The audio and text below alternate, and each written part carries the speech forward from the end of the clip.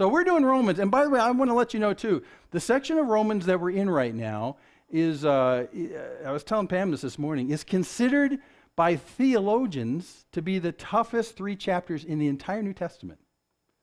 It is. And so if you're still tracking with us, as we did our tour guiding the last couple of weeks, then, good on you, because this is stuff. Now, why is it a difficult section? It's difficult because it seems to be in conflict with itself. And remember, in the last 2 weeks, if I said your reaction to what we just read seems unfair, that's what we're talking about. So we're gonna continue to expose what looks like it's unfair, but it's actually not, as we continue through. But because of that, the 3 chapters, 9, 10, and 11 of Romans have always been considered too hard for normal people, but not too hard for you. Okay, so we're going to track today, and it isn't that difficult, but it should raise some obvious, but wait a second if you're a thinking person. And last week and the week before that, I had several people come up to me and say, but wait a second, good for you, you need to be thinking, because this is interesting. Simultaneously, it looks like it conflicts with itself, but it doesn't, and so we'll find out. So let's do a quick review. I want to start with this woman right here, this Canaanite woman, and she's going to be very important to us in a few minutes. But that's not Romans. I know it's not Romans, but it'll be really important. If you know this woman, by the way, if you know me, this is one of my favoriteest parts of the Gospels. I mean, without question. I come back to this and just shake my head and cluck my tongue and go, wow, that's amazing. We don't have time to get into the amazingness of that because we wouldn't be able to get to Romans. But here's what she does. There's a conversation. She lives up in present-day Lebanon, the coast in Lebanon, which is kind of, at odds and war with Israel. In Lebanon, up around Tyre and Sidon, which is port cities. She lives up there. She's a Canaanite woman, which means she is an old enemy of the people of Israel. The Canaanites are the ones that lived in the land before Joshua brought them in and pretty much wiped them all out. The Canaanites were enemies. Well, here's this woman who is clearly a Gentile, old-time enemy of Israel, and Jesus decides to take a side trip out of present-day Israel and go way up to the Lebanese coast to where she lives. We don't know that Jesus did anything else up there except talk to her, because the next time after this in Matthew 15, he's back in Galilee. So he goes up and talks to her, this woman who's not a Jew, and this conversation happens. She comes up to him screaming from a distance, "Have mercy on me, O Lord, Son of David. My daughter is severely oppressed by a demon." Well, she had heard somehow from what Jesus was doing in northern Israel that Jesus had the ability to heal, and so she comes after him. Now, she ends up being kind of a pest, and so the apostles at the beginning of this section, I just go back and read it, they try and tell Jesus, listen, just tell her to go away. She's being a pest. We have important business to do, and he doesn't shoo her away. It's very interesting. That's why I love this. He doesn't shoo her away. She keeps saying this right here. Jesus tolerates it for a while, and there's an interesting interchange between she and Jesus. He responds, "Well, I was sent only to the lost sheep of the house of Israel." She's a Canaanite. She's an old-time enemy of Israel. And so, in a way, he's testing her. If you know how this story ends, you'll see. But he's saying, listen, I'm here to deal with the lost sheep of Israel. Israel, yes, people of promise, lost, they're kind of screwed up right now. But I'm here for them. So why should I be spending my precious time with you? Now, what does she say? Does she go away and say, yeah, you're right, I'm a Canaanite. Sorry to bug you. Have a good day. She doesn't do that. She comes back and she says, Lord, help me. The best 3 words you can ever pray, by the way. Not, Lord, help me, and if you do, I promise to serve you all my life. Or, Lord, if like making a contract. Or, Lord, I got this handled, but I can't do this, so can you help me to do blah, blah, blah. No, just, Lord, help me. So she says, Lord, help me, and by this time, she's close to him physically, and then he continues. It's not right to take the children's bread and throw it to the dogs. And by the way, the nickname for Gentiles was dogs. So he's using that right here. So, it's not right. This bread is intended for the children. It's not right for me to take the bread intended for the children and give it to the dogs. Is that right? Is that right? And at this point, after a second interchange, she ought to turn around with, a tail between her legs and say, sorry to bug you. Sorry, have a good trip back home. But she doesn't. She persists. And this is why I find this fascinating. Why did she persist? Because at this time, remember at the beginning of the story, the apostles are really mad at this woman and tell Jesus, just Tell her to go away. By this time, I imagine they're really steaming like, what is going on here? Jesus is just messing with this woman. What is going on? So there's great tension in the air. Lord, help me. Well, wait.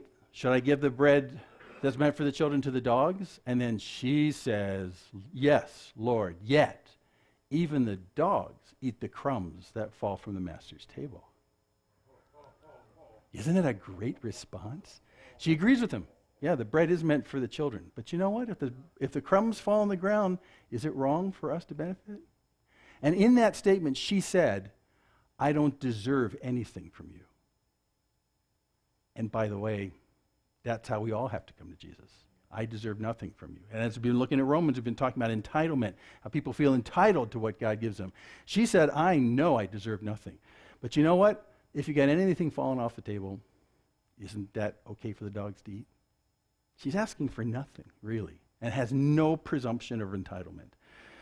And at this point, if you have a copy, I've said this before, I love this. If you have a copy of the Visual Bible, it was done way back, maybe 20 years ago. It was done on VHS to start with, where this guy speaks the NIV Bible of the Gospel of Matthew, and every piece of dialogue in this video on site in Israel is what's in the Bible.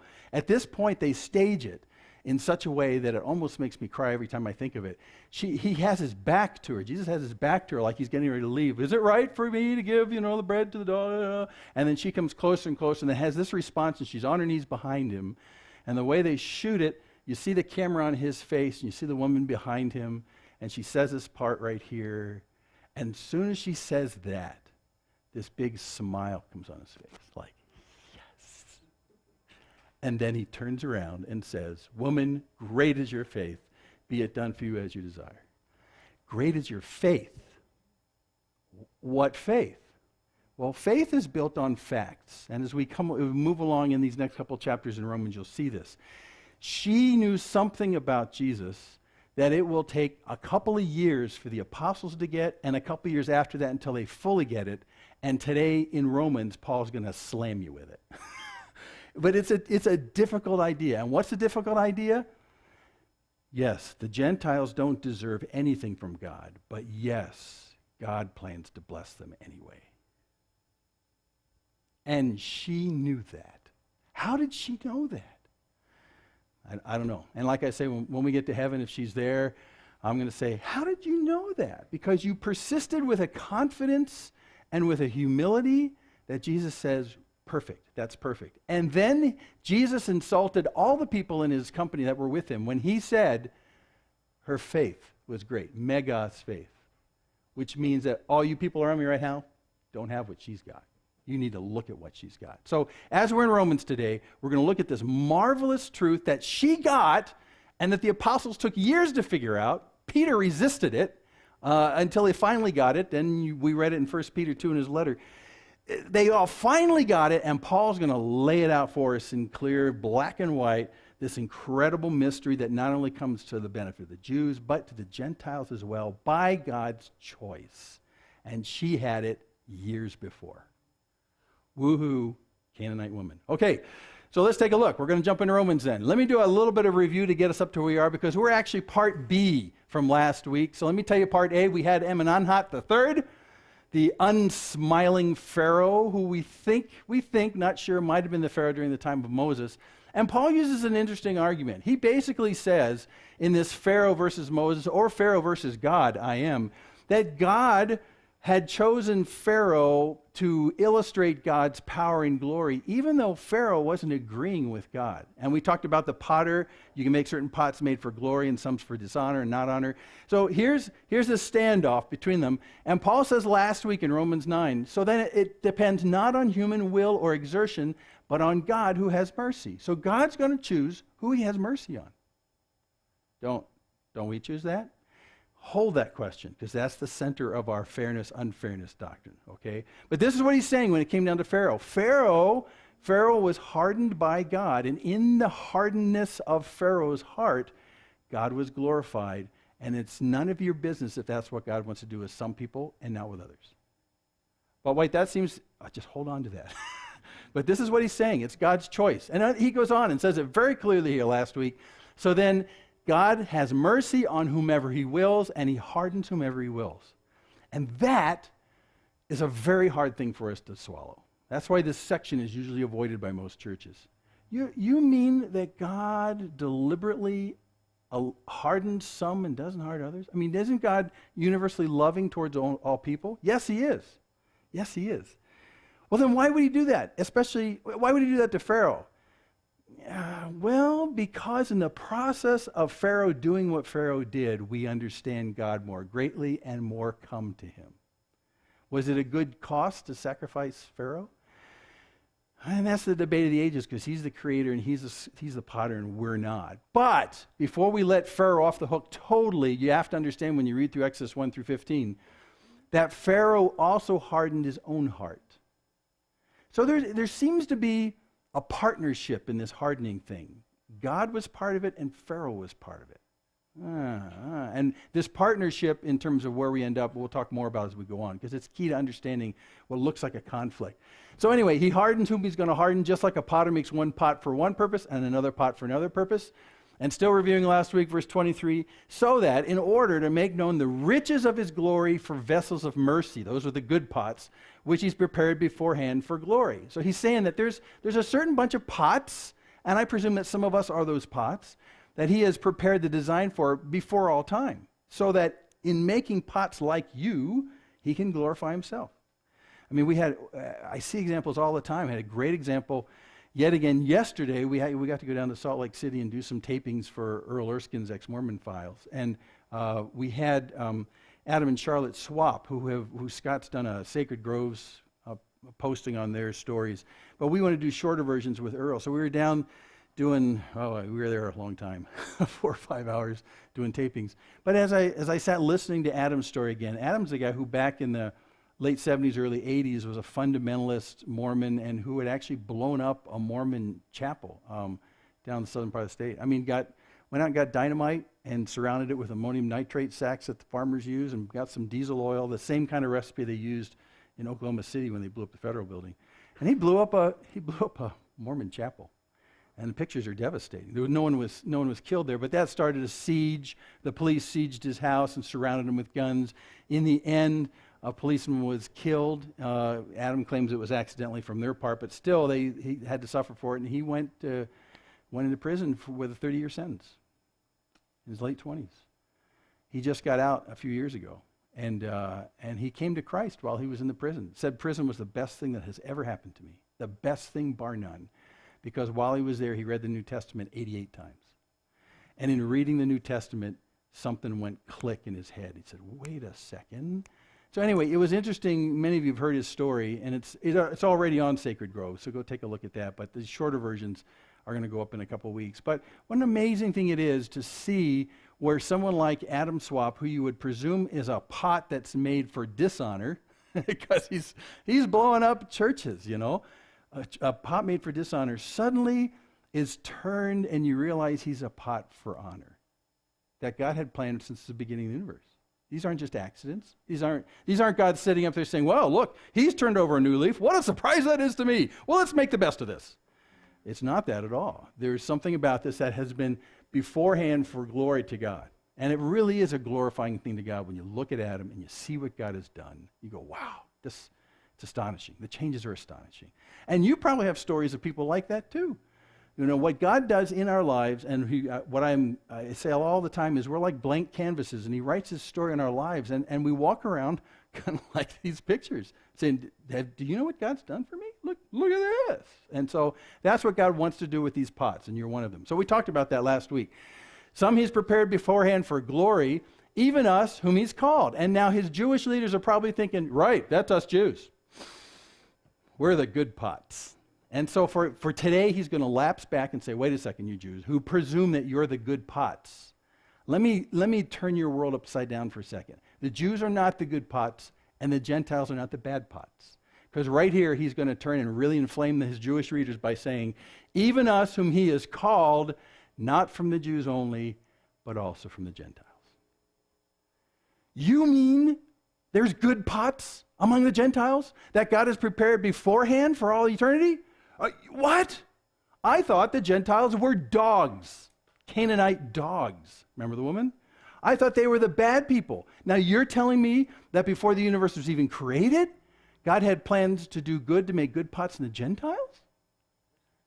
Yes. Now that's a very in-your-face slap for a Jew that's reading this. Because for a Jew, remember we talked for previous weeks in Romans 9 about the fact that they feel like they're entitled to blessings from God because they come from the right people that have the right blood flowing in their veins, and we're entitled because after all we're Jews. And that's just a wrong thought. The family of Abraham has nothing to do with the blood. It has everything to do with the faith. And so we'll talk about more as we go on about that.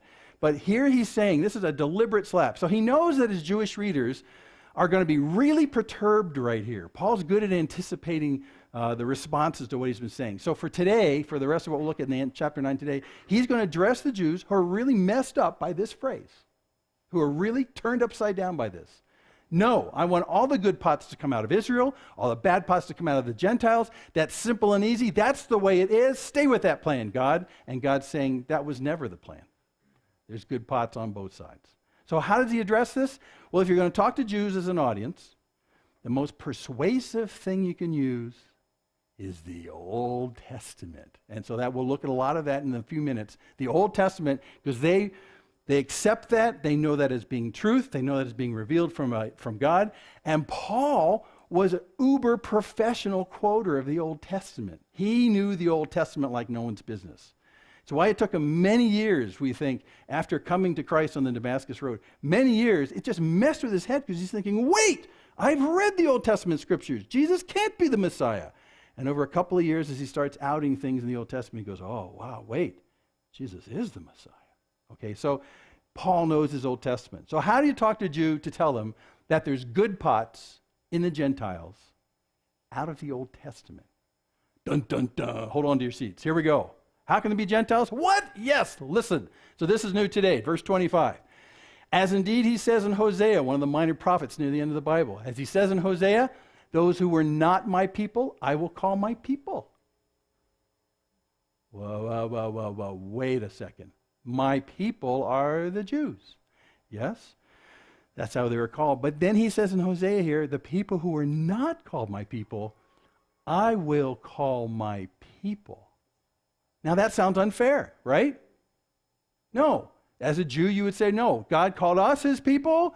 He can't turn to the Canaanites and call them my people. But in Hosea, it says that's exactly what God's going to choose to do.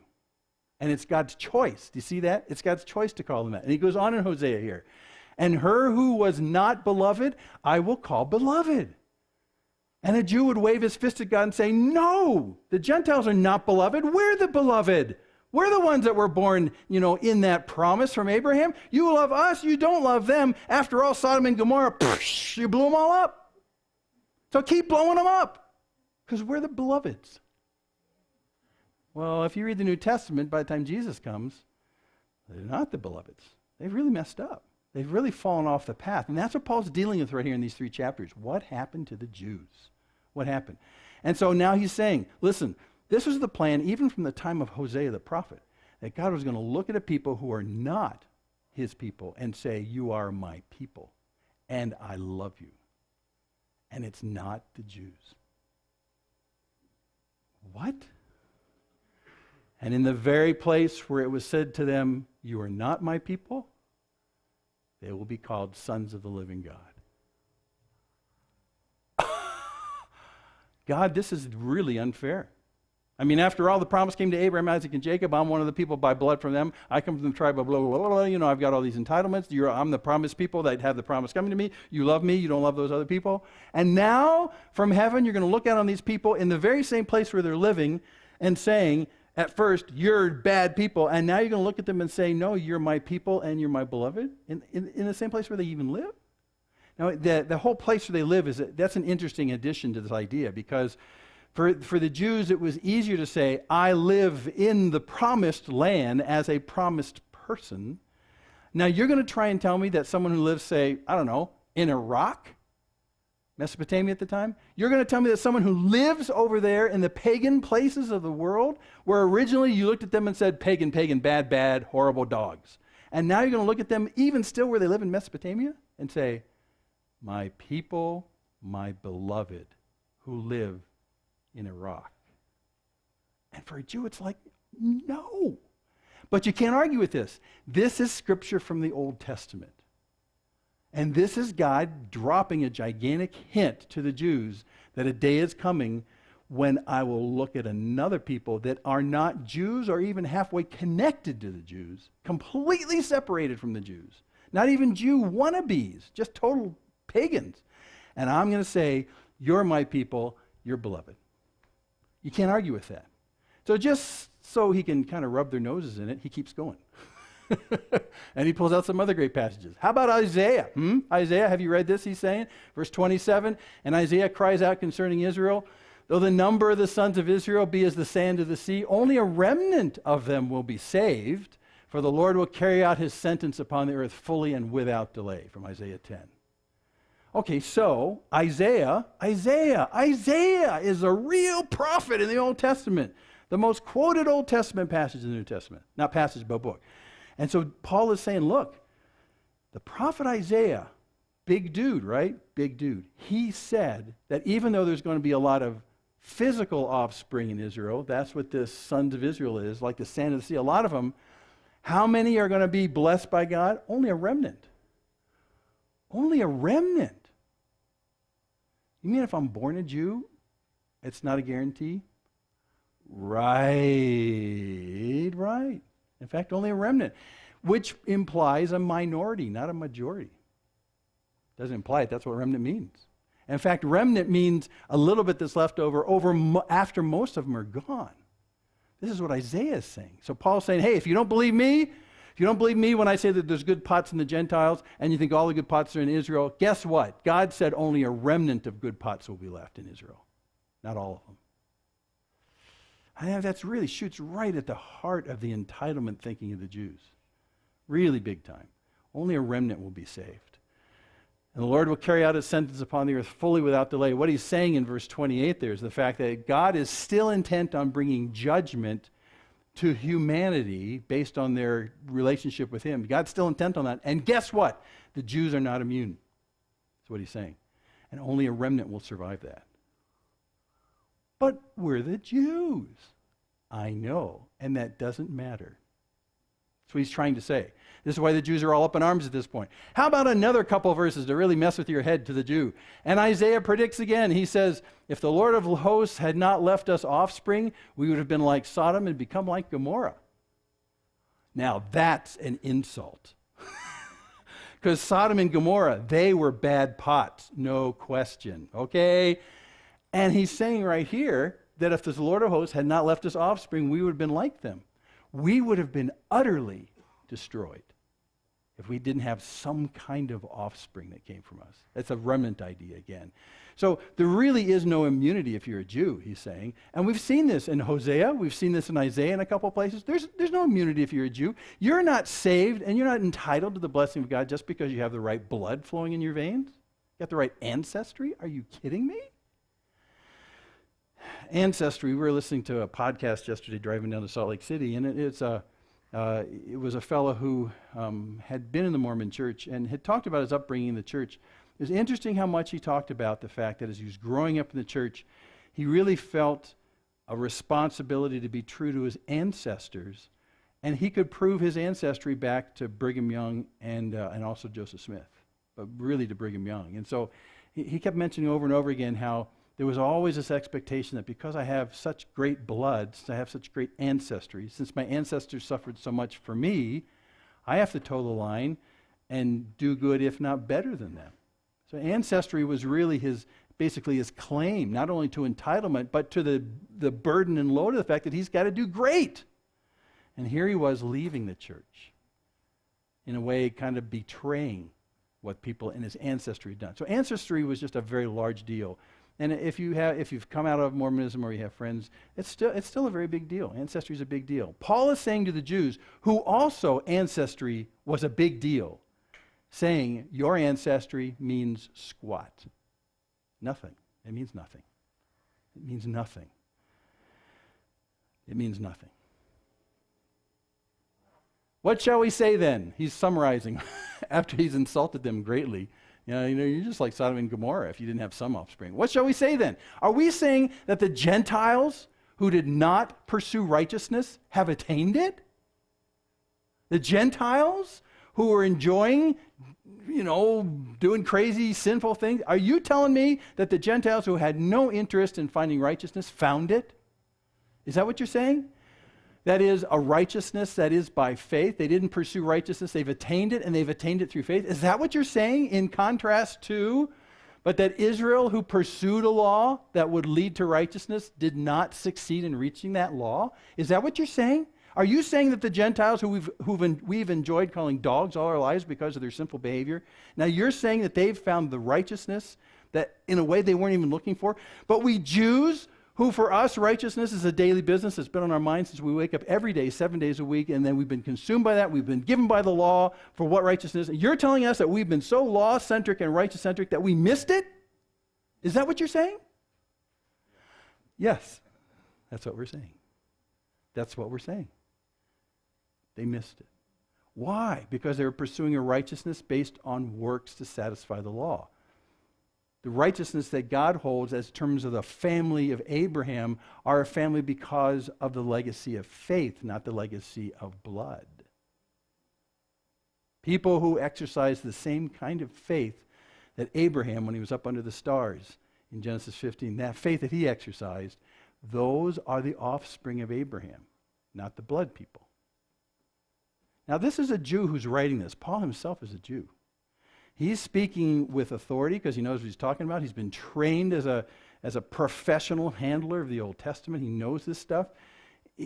He's qualified to be able to say to other Jews, I'm sorry you got it wrong because I got it wrong too. It all comes through faith, that same faith that our father Abraham had. That's the key issue, not the blood. So is that what I'm saying? That the Gentiles who did not pursue righteousness, they've attained it? That is a righteousness that's by faith. And that Israel, who pursued a law that would lead to righteousness, did not succeed in reaching that law? This is the rhetorical question. And why, verse 32? Because they did not pursue it by faith, but as if it were based on works. Now, this is why we talk so much about faith and works. Not just here, but all through the New Testament and even the Old, starting with Abraham. The issue isn't, here's the law, do it. Although God says, here's the law, do it, or you die. Well, we find out through the entire message of the Old Testament that they failed all the time, and that's why they needed a temple to sacrifice animals to deal with their failure to do the law.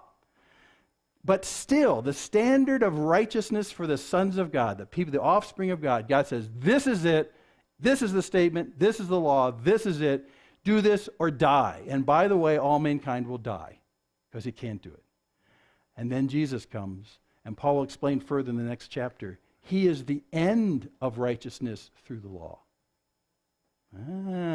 So God says, I have this unswerving bar that you must get above if you want to be part of my kingdom with me as your Father and King and God. There's this bar. And I'm sorry, all of mankind has fallen far below that. You want to know how far you've fallen below that? Read my law. I like the paraphrase we used a couple weeks ago from Phillips. That law is a statement of the straight line of performance that actually brings into great relief the crookedness of our lives. It's supposed to inform you of the fact that you've fallen way short. And you have one of two choices. You can work your tail off trying to get over the bar, but constantly he says, but you're not going to get there. James warns us and says, if that's how you want to do it, if you want to do it that way, you got to understand that you could do 1,000 things right in obeying the law, but when you do one wrong, you've disobeyed the entire thing. You've got to be utterly perfect. And not just perfect in your actions on the outside. Oh, yeah, well, I didn't murder anyone last week, so I'm doing pretty good. It's not just your outer actions. It's also the state of your heart. The law is a statement of what an offspring of God looks like, not only just in their actions, but even in the nature of their heart. Do you love your enemies? What does that mean exactly? I mean like love them. Well, you mean people who do bad things to me? Yeah. And who stay up during the day plotting to do more bad things to you. Is the reaction of your heart to think about good for them? Well, no, that's kind of weird. No, that's godly. because we're all born as enemies of God, and yet he determines good for us. So he's saying, if you are a child of God, you're going to act like God, and God is famous. Jesus says in the New Testament, he's famous for bringing good to people who are spitting in his eye. While we were yet sinners, Christ died for us. You hear the contrast in that? Not waiting until we finally get our acts together, he died for us. While we were sinning. So here's a God who brings good on the just and the unjust, but in the end, judgment is coming, make no mistake. But until we get there, God is bringing good on both so that both will understand that there's a God that loves them. But judgment is still coming. So this is the whole deal. Why they didn't pursue it by faith. Now, I love this phrase because there's another great thing about this phrase is the fact that faith, we've talked about before, we defined it a couple of weeks ago. Faith is a confident expectation we have that's based on the character of God. I mean, you have faith in someone else to carry out a promise that they do for you. Yeah, I'll bring your rake back next week. Well, you sure are they're going to bring the rake back next week because in the previous times they've brought back the rakes on time too. So you know based on the character of the person making the promise that you can have faith in what they're saying. We understand more and more the character of God, and when he makes a promise, our faith says, I can be confident that that'll happen. Promise of God. And it's based on his character. And so what you're doing is you're placing yourself in a position of expectation based on someone else's work. Do you see that? Faith is actually expecting confidently that someone else's work is going to happen. Faith in the context of salvation is exactly the same. Faith is a way that we say, I stop working and I place my confidence in the work of another on my behalf, who's Christ. See that? So what he's using here is this whole idea about faith isn't just having some kind of cosmic gasoline to go in your cosmic spiritual tank, and when that's full, you can do cosmic wonderful things like making mountains move. It's not its own fuel. It is a confident expectation in the work that God does on your behalf, and deliberately not what you do on your behalf. You place your trust in someone else's work and not your own. So that's why the last two lines of this verse are very powerful. Because what he's saying is, if I kind of broaden it, because they did not pursue it by placing their trust in someone else's work on their behalf, but based on their own work for themselves. And that's the contrast Paul's painting through all of Romans. You can try and get over the bar, but that's a losing proposition. Why don't you instead place your trust in the one who got over the bar easily on your behalf, Jesus? So faith is all about entrusting someone else's work to your benefit, not entrusting your benefit to your own work. That's literally, it's like the yin and yang of faith and works, is what that is.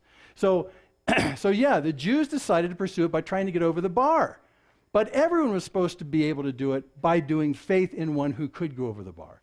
Abraham, the father of the Jews, highly revered by every Jew you could talk to. Who is the father of your nation? Abraham. He's the father of our nation. What made Abraham so famous? Why is it that God smiled on him? What did he do so right to be the father of the nation of the Jews? You know what he did so right? He believed and had faith. It says so in Genesis 15. And so, if you are a child of Abraham, you will demonstrate the same faith that Abraham did. And Paul, as a Jew, is saying that's the key. That's the key. Will you place your trust in another's work on your behalf because you're fatally flawed to get over the bar? That's Romans. And that's why when we looked at the first 8 chapters of Romans, that's what he spelled out really clearly. Remember that? He said, look, in the beginning, the first third of it, look, we're all messed up. All of us. Gentiles, yeah, Gentiles, they're messed up pots. No, the Jews too, all of us. Everyone, all of us are messed up. That's what the first third of Romans 1 through 8 is about. And in the middle section, he says, but God has this incredible offer.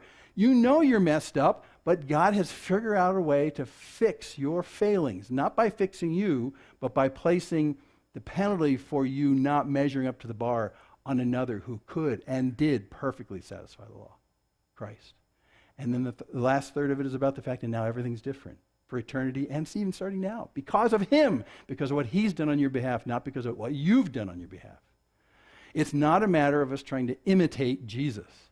It's a matter of entrusting his work on our behalf and letting our works go. That's really, and that's what he says in 1 through 8. The Jews, They're still not getting it. They thought they had the law. They thought all they had to do was do the law. In fact, God said, listen, if you don't do the law, you'll die. Well, that sounds like we should do the law. And we can talk more about the fine points on that. But the bottom line is, God was trying to get them to understand that the measurement for the people of God was so high that they couldn't do it. So they spent all their time in the temple paying the price of death for their inability to do the law. That should get through sooner or later that you can't do it, because you're spending all your time getting sacrifices to pay for it. So that's what he's saying. So they didn't pursue it by faith, but as it were, based on works. And this Paul's going to say right now as he closes this out, this is such a tough idea that it's like a rock. It's like a stone. It's like, this is a quarried piece of marble. And how many people do you think it would take to lift that thing right there? That's a big one. That's a big one. He's saying that this is like a stone that's immovable, that the Jews continue to trip over. And I can see why. I mean, you can see why. It doesn't seem right in the real sense that when there's this demand on our behavior and our heart that's based on the law, that it shouldn't work, that we can work really hard to get there, and it should be possible. I mean, that seems right? Doesn't it? He's saying no. And this is why the Jews at the time of Jesus didn't respond to who Jesus was. Because Jesus was the one in whom they were supposed to place their trust in his works, and instead they debated with him about how good their works were. They missed it. So it's like walking in the dark and coming across a stone, and you trip flat on your face, say, what was that? Well, it was a stone. Well, move it out of the way. You can't. You can't. It's in your way. You're going to have to deal with this stone. And so in a second, he's going to talk about that. Every time I read this section we're coming up about this stone that you trip over, I think about when I was a kid, when I ran full force into a fire hydrant. I know, it really hurt.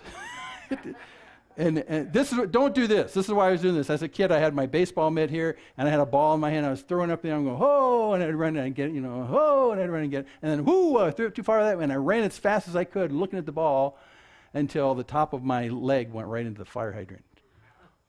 Boom! And you know what? The fire hydrant didn't move. Yeah. Got this beautiful bruise that took up almost the bottom half of my thigh. Just a beauty. Oh, man, that really hurt. This is what we're talking about, this stone right here. This concept is so foreign to the Jewish mind, and so foreign to ours, by the way. It seems like we should be able to earn God's favor, especially when you're given the definition of what the bar is you got to get over. It seems like we should be able to earn that. But the Jews, as well as almost all of mankind, trip over it all the time. And it's not going to move. So let's let him expand this idea about this thing we trip over. They've stumbled over the stumbling stone. As it's written, he's going to quote again from the Old Testament, behold, I'm laying in Zion a stone of stumbling and a rock of offense, and whoever believes in him will not be put to shame. He's actually conflating two passages out of Isaiah right here. And let me show you these, because it's kind of interesting. Well, the one that's related more to the top is from Isaiah 8:14. And he will become a sanctuary and a stone of offense and a rock of stumbling to both houses of Israel, a trap and a snare to the inhabitants of Jerusalem.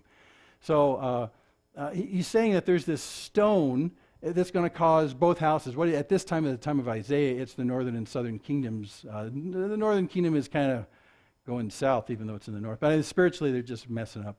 And the southern kingdom sees itself as proud and obedient to God, but eventually they mess up too.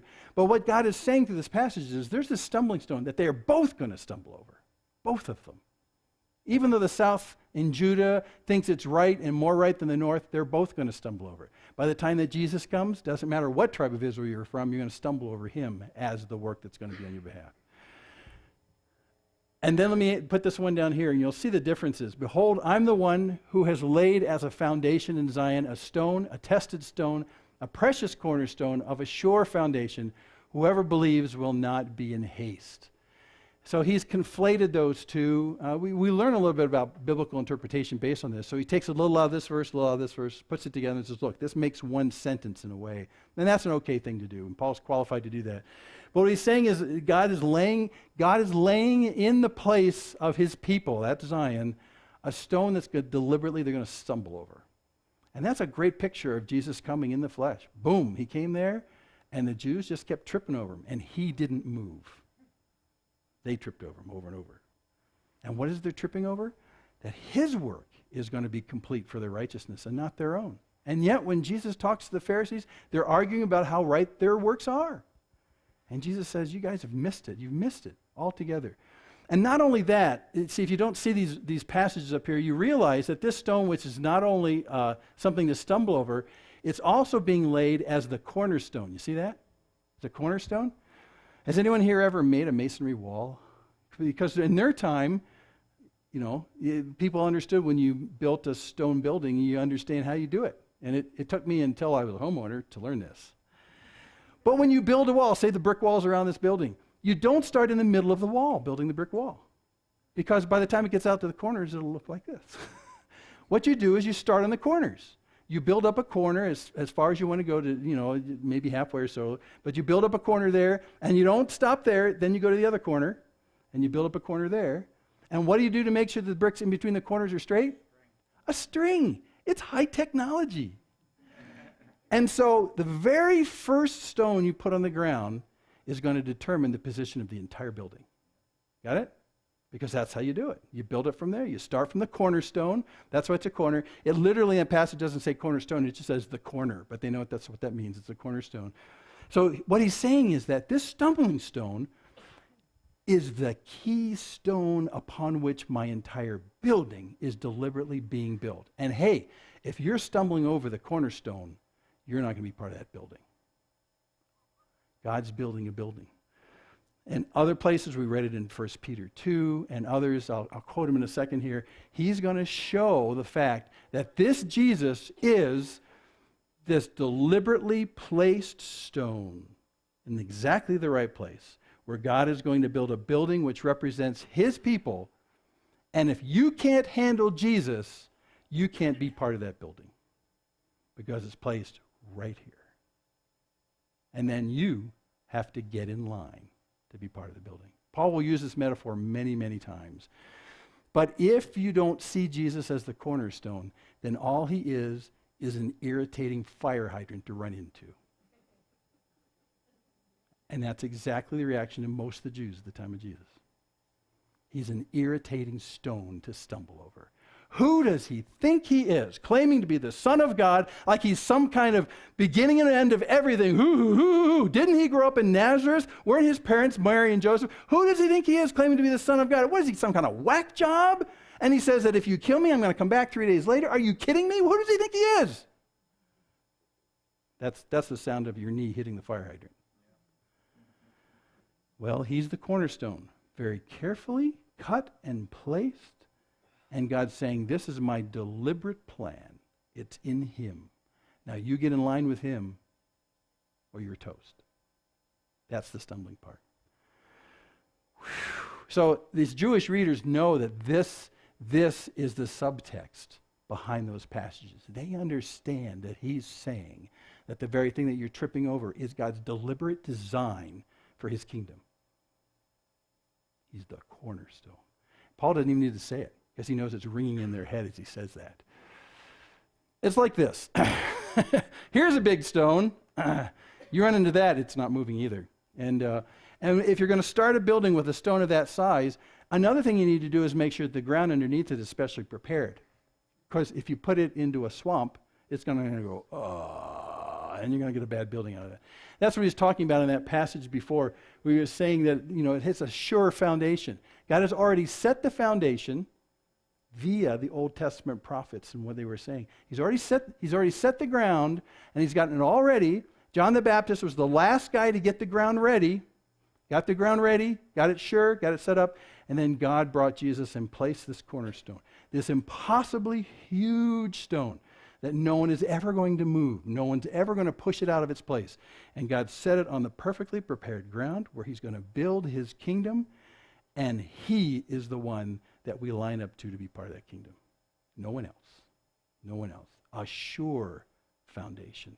And it says, literally in the Hebrew, it says a stone, a tested stone. Stone, a tested stone is what it says. Well, a tested stone, a stone is one that the masons, they would check out to make sure it doesn't have any huge cracks in, doesn't have any defects in. Because if you take a massive stone like this and it's got a defect in it, and you put it in a corner, and then you start putting the pressure and weight of other stones on top of it, if that cornerstone is bad, it's cracked, it's going to split, and then the whole building will come down because that's the beginning of everything, right? He's saying it's one of those stones that's been carefully checked over, carefully vetted. It's the perfect stone, has no flaws. A stone, a tested stone. And this speaks to the perfection of who Jesus was. It's the same idea as Jesus being the sacrificed lamb, the pure, unblemished lamb. Here's the perfect stone, without any blemish, without any cracks, that's willing to sustain everything, every role it needs from God. It's ready to go. The ground is prepared. John the Baptist was the last one to lay the foundation, and he's there. And now if you want to be part of this kingdom, that's starting with the cornerstone of Jesus, then you need to deal with who Jesus is. He's the cornerstone. Here's a bunch of passages. And, we read the 1 Peter 2:1. Paul mentions it again in Ephesians 2. Matthew 21, it comes back.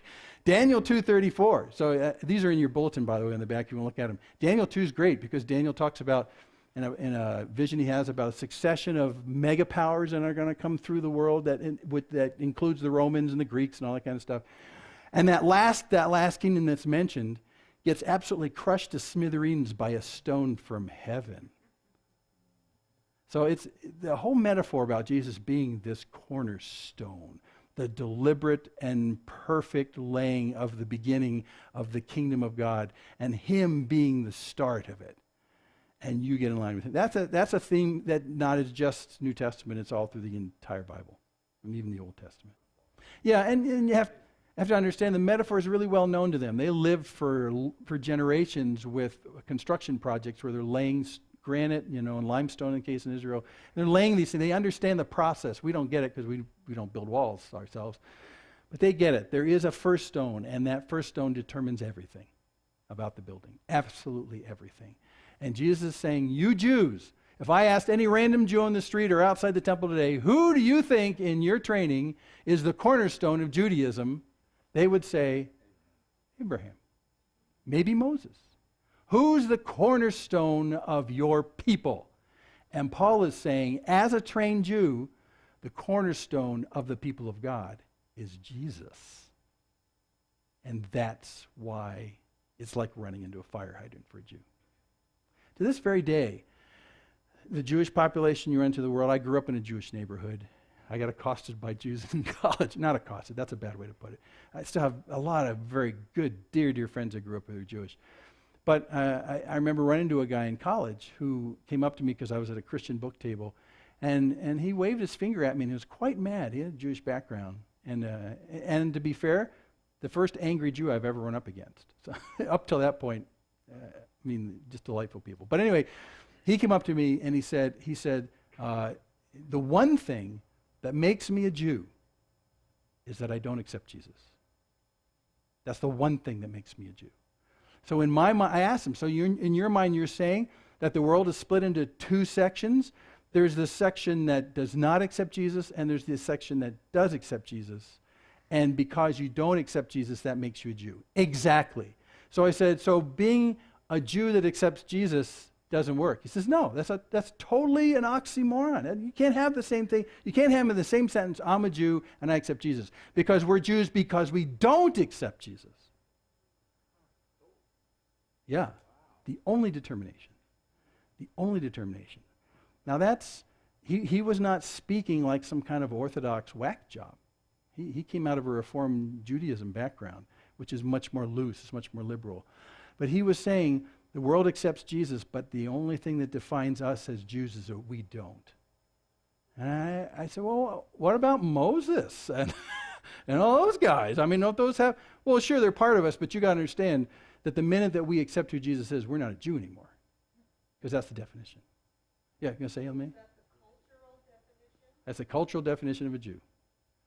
So they see the world as accepting Jesus uniformly, but the Jews are the only ones who don't.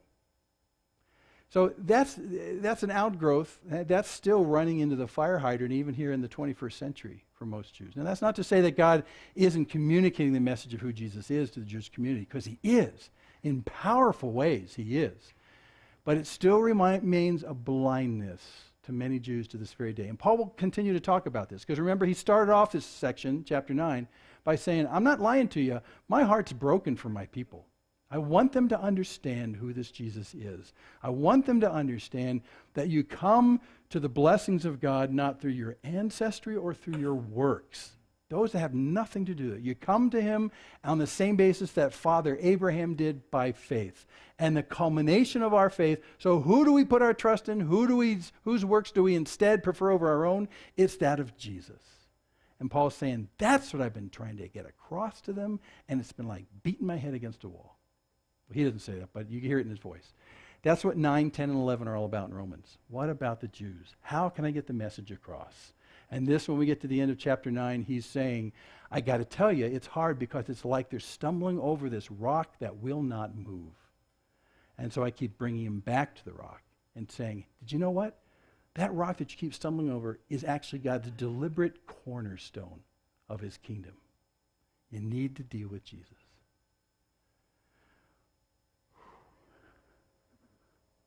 We're going to sing this song because it really works, doesn't it? And that's the case. When we say Jesus is the cornerstone, we're saying he's a deliberately planted beginning of the kingdom of God, and we are being built up into a masonry house. In a sense, we're all bricks in the wall with him if we line up with him. So he's the cornerstone. He's God's deliberate beginning. Let me pray, and then we'll sing the song, and we'll be out of here. Father, what an amazing thing this is. And Lord, we don't even hope to fully understand it, but we get pieces of this. And this is an astonishing thing, that since the beginning of the universe, and even before that, your plan was to have Jesus come and be planted firmly as a foundation, a tested stone in the right place, to be the very center and beginning and corner of the entire plan for those who will be called the children of God. We get that. And I think we've always accepted that. But Lord, there are so many that we love, friends and family who don't grasp how immense and central Jesus as the cornerstone is. And that, as he said before, it has nothing to do with our ancestry or how good we try to make ourselves. It's irrelevant. It's all about the work done on our behalf by this cornerstone Jesus. And that was the plan from the very beginning of all time. Firmly placed, wholly vetted and made pure, without flaw or anything.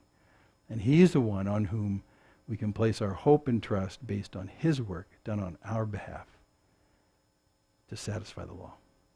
So Lord, I just pray that through your Spirit you'd give us the words to say, to communicate that, because it just seems immense. The theme is immense through all your word. Cornerstone, the stone that came and broke to pieces the most powerful mega powers of the world, and who will always reign forever and ever, is all based on the cornerstone, Jesus. Give us words, we pray, in Jesus' name. Amen.